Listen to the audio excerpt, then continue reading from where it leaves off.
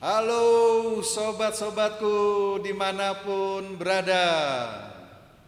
Kita berjumpa lagi pada program Sekedar Berbagi dari saya, episode yang ke-68. Apa kabar?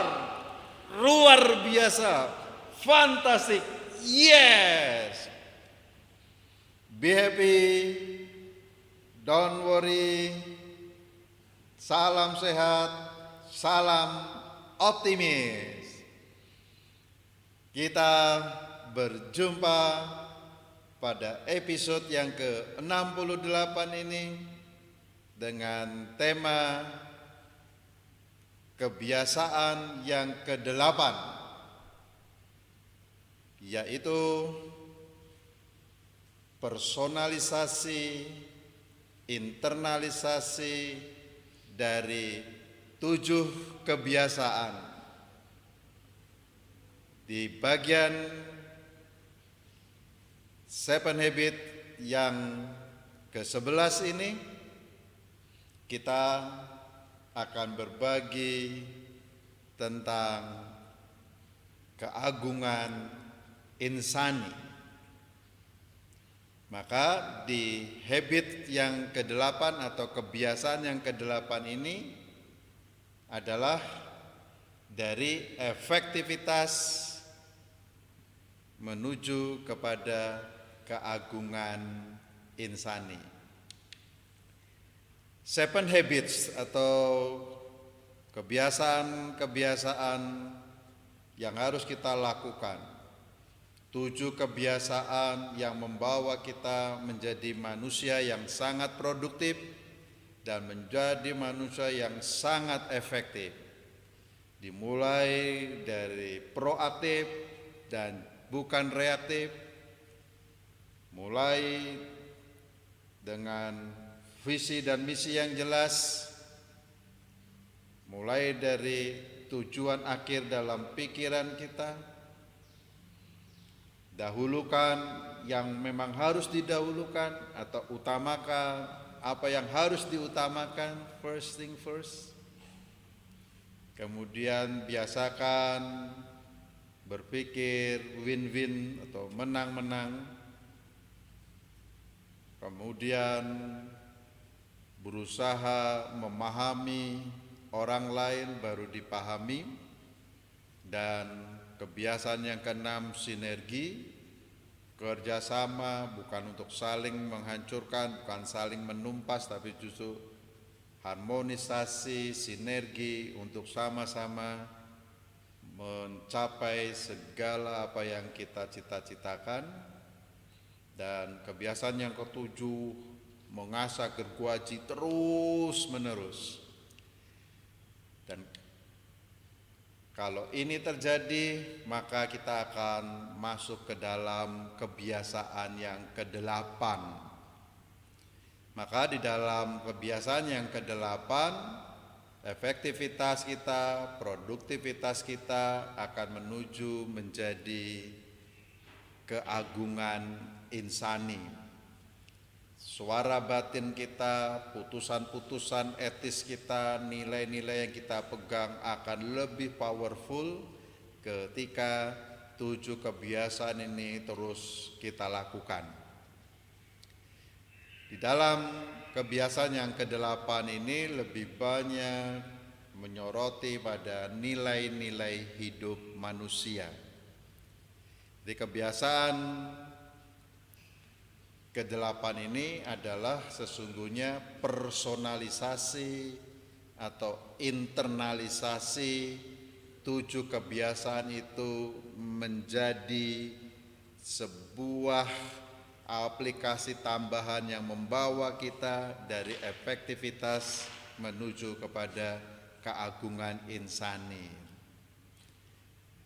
Dalam diri kita sesungguhnya setiap orang memiliki potensi-potensi untuk bertumbuh lebih bagus, bertumbuh lebih efektif, bertumbuh menjadi insan yang agung, insan yang mulia, tetapi bersamaan itu juga dalam diri manusia punya potensi-potensi untuk destruktif, untuk merusak dirinya, untuk menghancurkan kehidupannya menjadi tidak efektif, tidak produktif.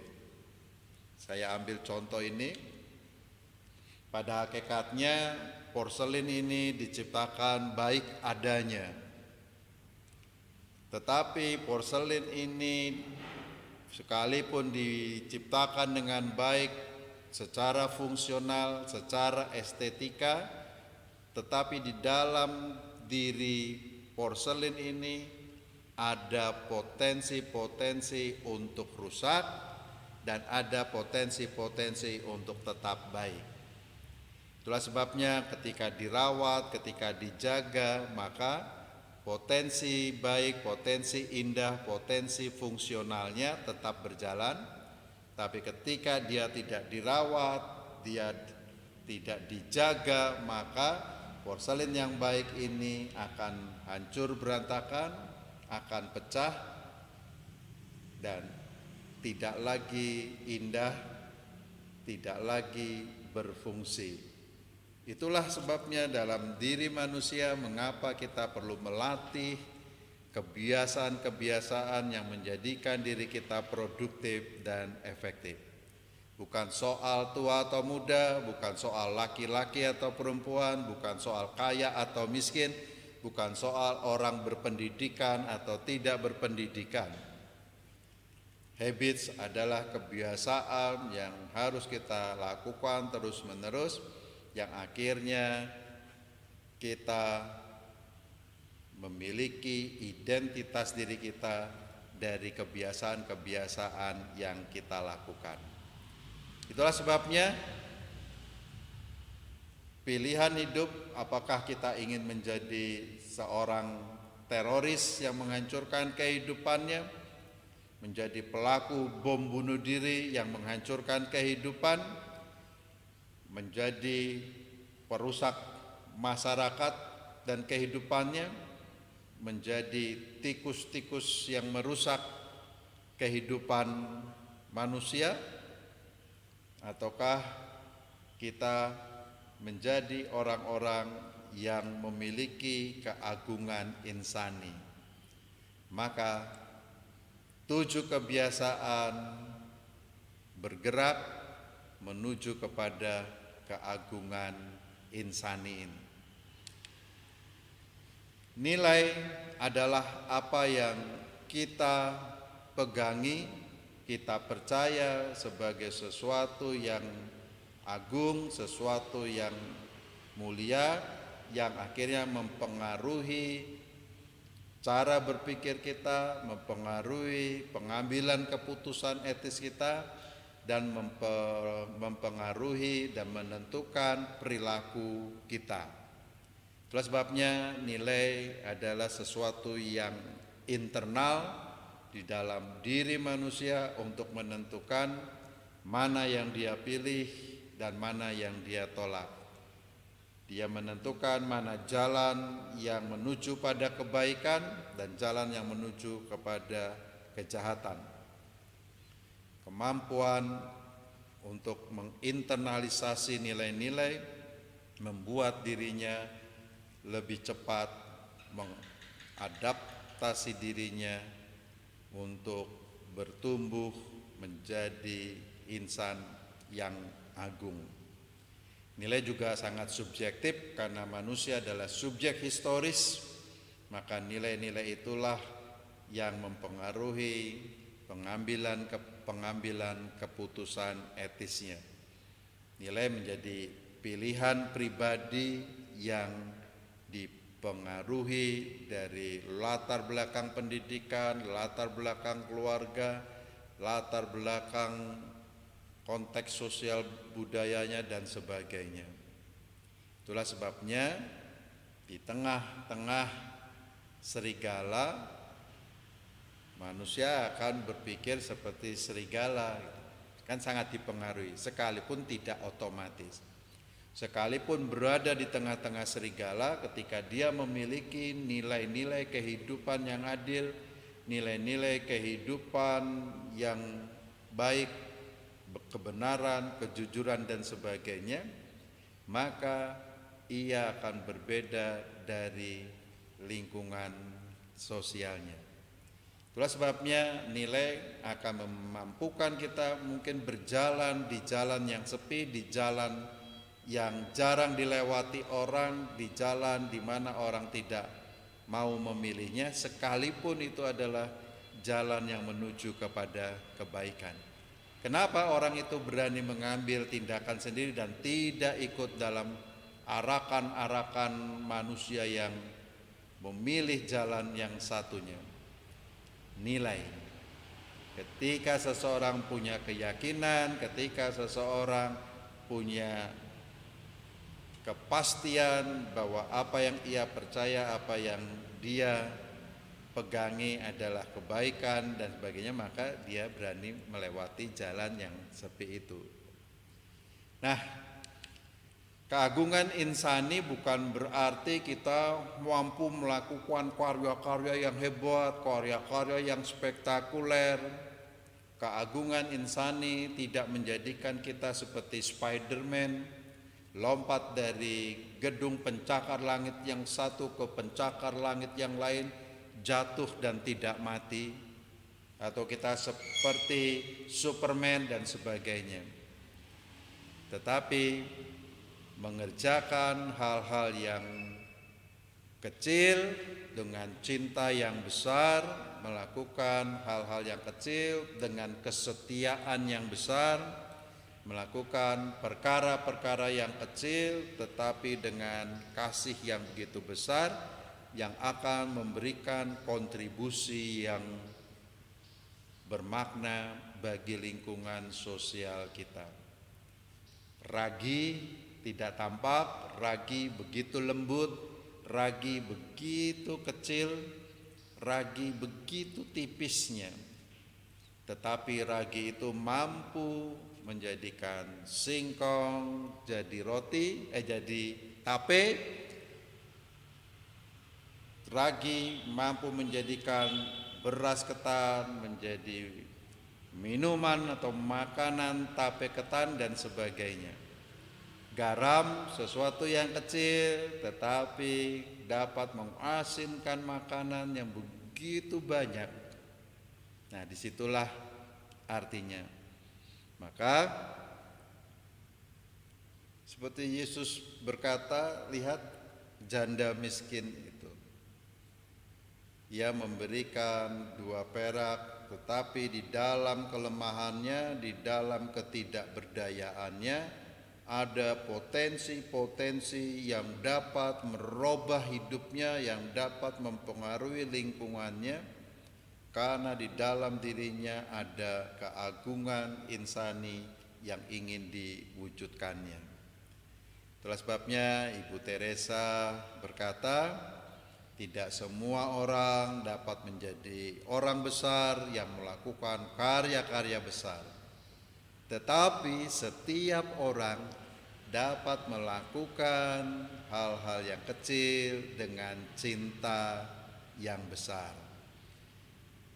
Dengan cinta yang besar itu, maka mengangkat sendok dan meminumkan air pada orang-orang yang menghadapi sakratul maut akan terasa ringan dan mudah.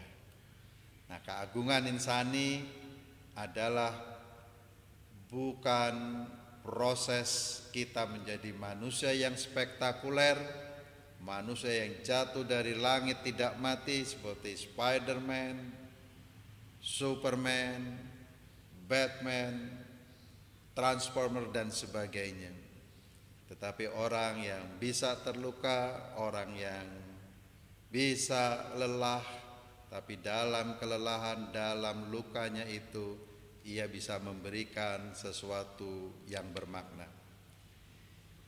Itulah sebabnya Bunda Teresa selalu mengingatkan kita.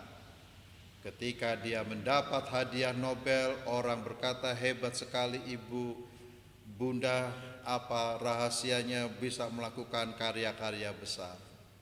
Dan dia berkata, Anda semua salah.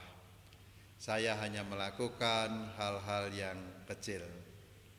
Sebab setiap Anda berjumpa dengan seseorang dan Anda tersenyum saja, maka itu adalah suatu tindakan cinta, tindakan kasih. Itu sesuatu yang menjadi kado istimewa bagi orang itu, dan senyum itu menjadi sesuatu yang sangat menakjubkan, sebab damai dimulai dengan senyum. Logika kita bahwa orang besar, keagungan insani berarti menjadi orang yang sangat spektakuler, dibalik oleh Bunda Teresa. No, keagungan insani adalah ketika kita melakukan karya-karya yang kecil untuk menolong orang lain, berguna bagi orang lain dengan cinta yang besar. Itulah sebabnya jangan sombong ketika kita dipercaya melakukan karya-karya besar, dan jangan malu ketika kita dipercaya melakukan pekerjaan-pekerjaan yang ringan. Sebab intinya bukan di situ. Intinya adalah kesetiaan.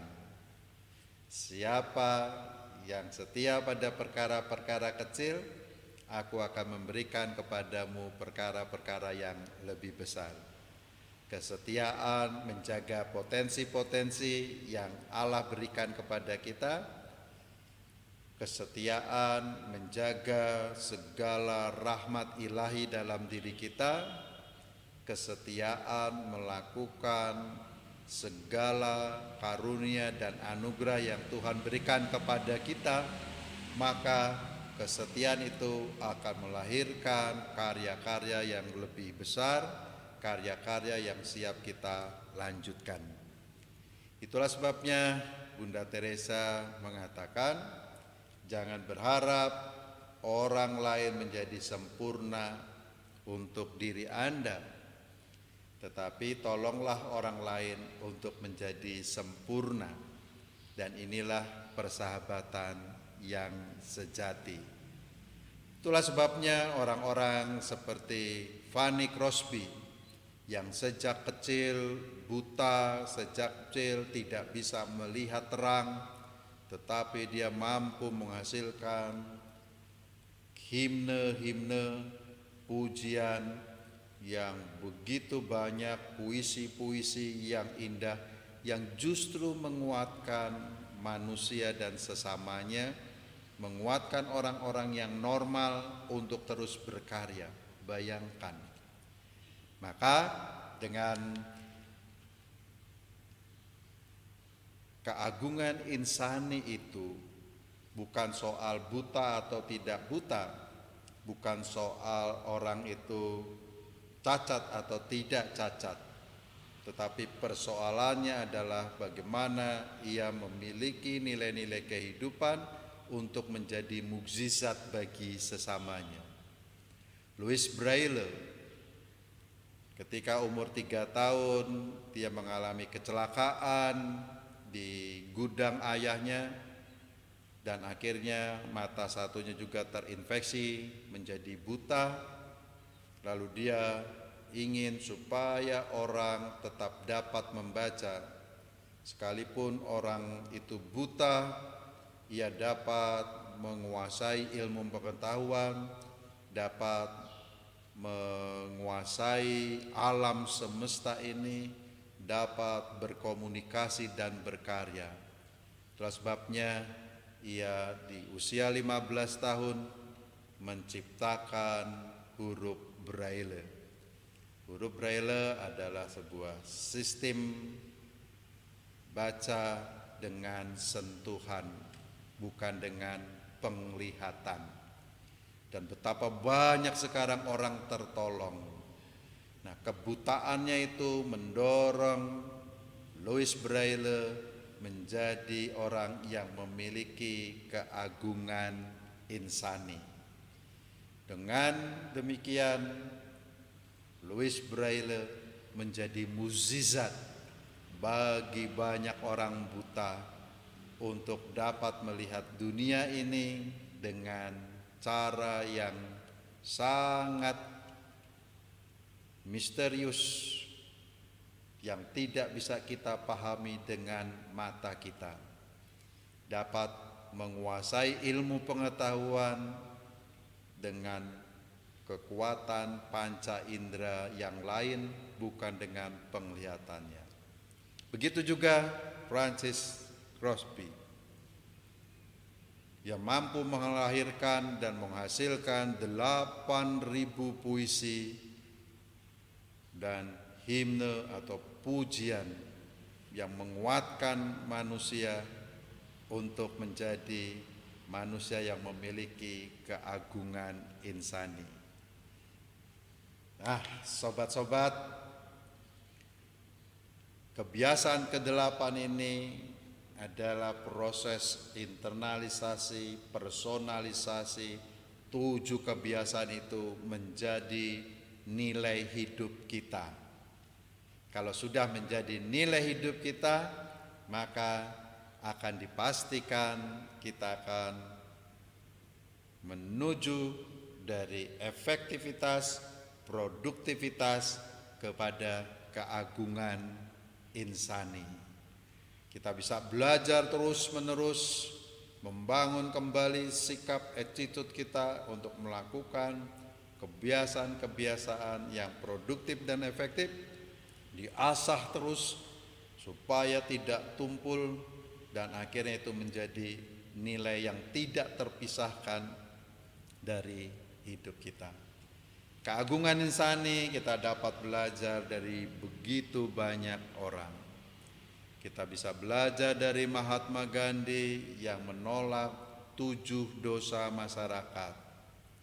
Kaya tanpa bekerja salah satunya. Dan juga kita bisa belajar dari Louis Braille. Kita bisa belajar dari Muhammad Yunus. Ya, seorang profesor doktor ekonomi yang hebat di sebuah universitas di Bangladesh. Tetapi ketika dia berjalan, begitu banyak orang tidak bekerja, begitu banyak orang yang menjadi pengemis dan sebagainya. Maka panggilan suara batinnya merubah hidupnya. Lalu dia mendirikan Grameen Banks atau istilahnya adalah bank pedesaan, di mana orang-orang yang tidak mampu ini ditolong untuk berusaha menjadi subjek yang menentukan hidupnya, dan dia meninggalkan bangku kuliah universitas yang hebat sebagai profesor doktor ekonomi. Dia menolong umat manusia yang tidak berdaya supaya dapat berdaya, dan sudah banyak buku-bukunya yang diterbitkan dalam bahasa Indonesia memberi inspirasi bagi kita. Martin Luther Jr., I have a dream. Dia bermimpi suatu saat orang kulit putih dan orang kulit hitam bergandengan tangan, tidak melihat personalitas manusia dari warna kulitnya, tetapi melihat manusia dari harga diri, harkat dan martabatnya, bahwa manusia diciptakan sesuai fitrah Allah, gambar Allah, baik putih atau hitam, untuk membangun kehidupan yang berkeadilan, kehidupan yang bermartabat, kehidupan yang berdaulat. Gus Dur juga begitu dikagumi, menjadi bapak bangsa kita, memberi inspirasi bagi kita bagaimana supaya kita memiliki keagungan insani di dalam diri kita.